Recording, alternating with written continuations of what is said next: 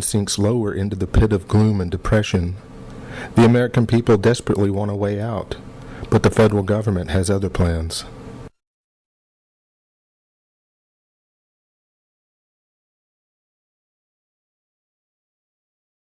Paul, we've all learned our lesson.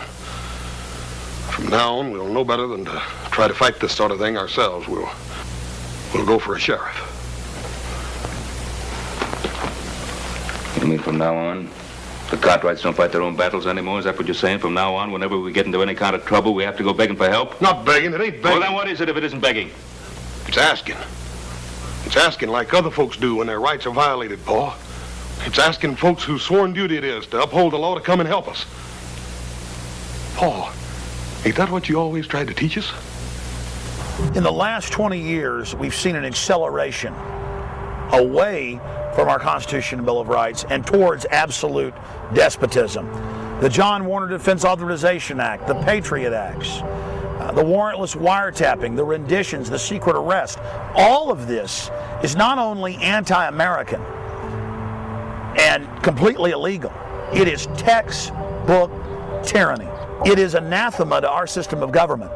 The Republican and Democratic parties and the treasonous, traitorous Congress have borrowed from all of the oppressive systems across the world and amalgamated them into the current system. And they paint everything they do in this patriotic glow, and it's for America and it's for the children.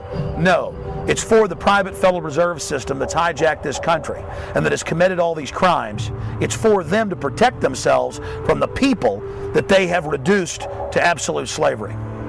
What everybody needs to know in this country is the issue of state sovereignty. Sovereignty, or if you're a sovereign, you have no other power above you. The states are sovereign.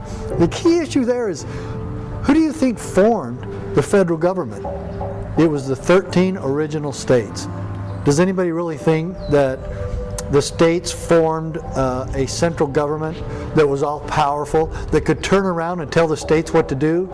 This is exactly what the Founding Fathers started the Revolutionary War to prevent. They did not want another king, as it were, to tell them what to do all the time. We fought a war against King George III tyranny. They didn't want to bestow or award the new central government with omnipotence. Quite the contrary.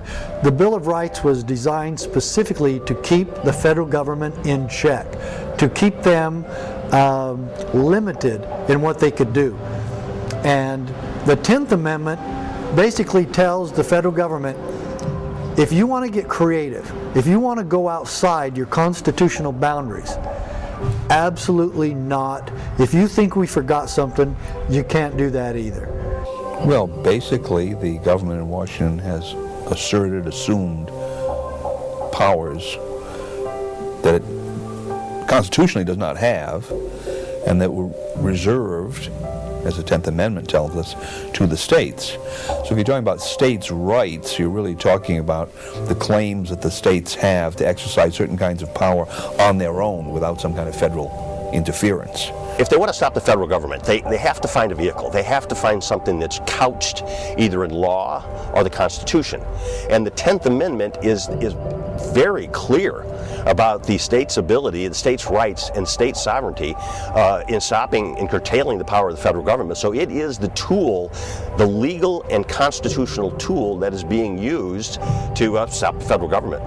Well, a right is something that you have, again, inherently, something that is part of your nature, something that you own. A privilege is something that's given to you by someone or some entity that has authority over and above you, that has the ability to control you. Let me, just for the sake of the illustration, because I do like to pull up my handy-dandy Constitution, and I don't blame anybody. The enumeration in the Constitution of certain rights shall not be construed to deny or disparage others retained by the people. Checkmate, by the people. Number 2, the 10th Amendment clearly says that the states have the rights to pass laws so long as they don't conflict with anything already in the Constitution. There's not one word in the Constitution that says Congress can do health care. Rights and privileges are opposites. And assuming that that is true and that there aren't other options, either you need permission or you don't, then a number of other things are also true. One of the corollaries is that all of your rights derive from property. I pointed out that if I walk out of my house onto my land, I can walk back and forth on my land without asking for permission. Walking on my land is a right. Walking on my neighbor's land, on the other hand, is a privilege. And before I walk on my neighbor's land, I'm required to get permission. It's a privilege that can be revoked at a later time. We've got Dr. Edwin Vieira on the list. He's a constitutional scholar. He's argued cases before the Supreme Court. He's Harvard educated. He's written several books, including Constitutional Homeland Security. He is the definitive expert on the constitutional militia. The Constitution provides that the laws shall be made by the legislative branch, carried out by the executive branch, and interpreted by a third branch of the government, the judicial branch, to make certain no law violates the Constitution. Well, the federal structure is based on division of authority and division of responsibility. The government in Washington, D.C., let me call that the general government, because the federal government includes everything. The federal government is the government in Washington, D.C., the government of the states, the localities, and ultimately the people themselves. The general government is designed to deal with problems involving all of the states. International relations, war and peace, regulation of commerce among the several states, uniform bankruptcy legislation, coining of money so that we'll have a uniform system of money. Right? Uniformity that applies across the board. Well, what has happened is that the people in Washington, D.C. discovered that money would be a good way to gain power. And through their taxing system and their banking system, they have been able to concentrate control over money in Washington. And then they turn around to the states and say, oh, we have this program that we'd like you to participate in, and if you do, we'll fund it.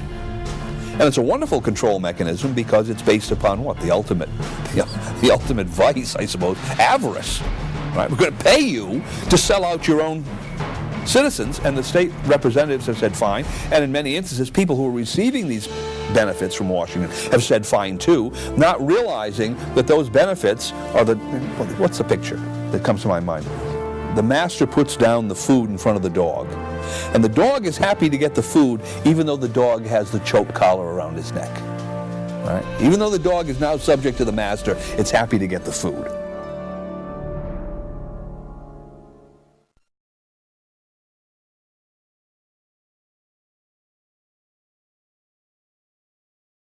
This bill has special deals for special folks. The Louisiana Purchase, special deal for Florida, special deal for 2 states in New England, and a special deal for Connecticut. And as much as my friends like to rail on the insurance companies, they give a special deal to Michigan Blue Cross so that they don't have to get the new tax increases. Why is that? Because it's special deals for special folks. This bill is unconstitutional. Texas State Attorney General plus 40 or 30 other attorney generals will sue the federal government if this bill passes because of special deals for special folks. And also, this bill is unconstitutional because it forces the American purse people to buy a product. Nowhere in the Constitution does the federal government have the authority to force you to buy anything, whether it's insurance, a car, or a box of donuts. What we have in Congress are a bunch of lobbyists who are there making sure that elected officials do the will and do the bidding of corporations. And I mean, this healthcare debate is a great example of that. I mean, the insurance industry right now, they're spending $1 million a day to convince people that they need to keep private healthcare insurance companies, and that's how we need to have our healthcare run in this country. What does the term sovereignty mean? Well, you can have a nation that's declaring that it's sovereign from an empire or from a nation that it was previously a part of. But at its most basic level, sovereignty, or saying I am a sovereign, means I am not your property. I am not a slave. And our Declaration of Independence was unique in history, where the people created a new government and constituted it to be a protector of their basic rights and freedoms. Not democracy, not mob rule, two wolves and a sheep voting on what's for dinner, but a system where the minority as well as the majority was protected. Bills that would protect the American people from the federally sponsored healthcare fiasco are now getting the support they need. As we call it, the Missouri Freedom of Healthcare Choice Act. It also is a House joint resolution, and on the Senate side it's been filed as a Senate joint resolution. These resolutions are the type that would result in an amending of our Missouri Constitution.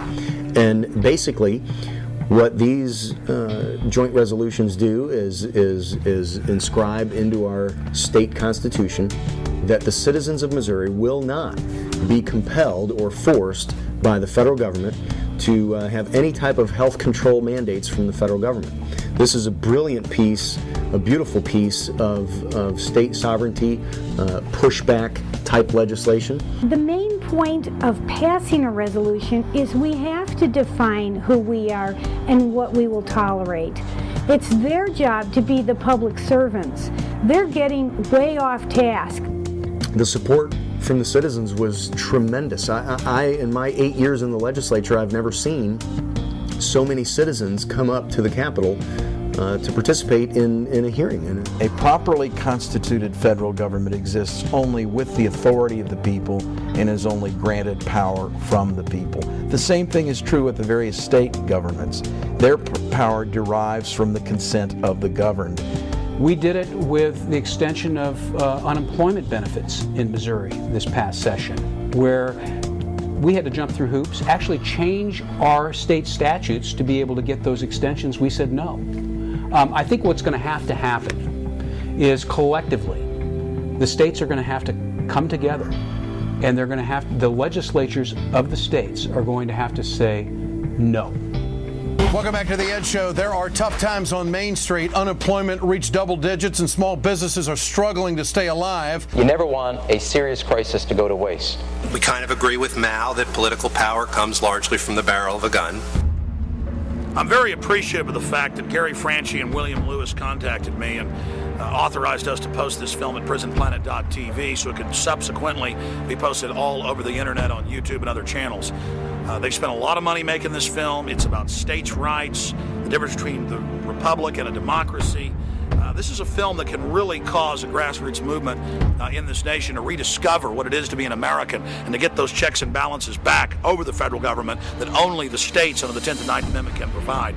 And to ensure that they can make future documentary films, it's essential that you support them by going to Infowars.com or Don'tTreadOnMeMovie.com and purchasing Don't Tread on Me, Rise of the Republic on DVD with the expanded extras. Plus, you get it in the highest quality. It's great to show friends and family, to have viewing parties, to send to your legislators, your county commissioners, and to people in Congress. The future of this film is in your hands. We've done so much together in the past. I want to thank all of you for your support of independent filmmaking that stands up for this republic. Don't Tread on Me, available at Don'tTreadOnMeMovie.com or Infowars.com. Get the DVD today.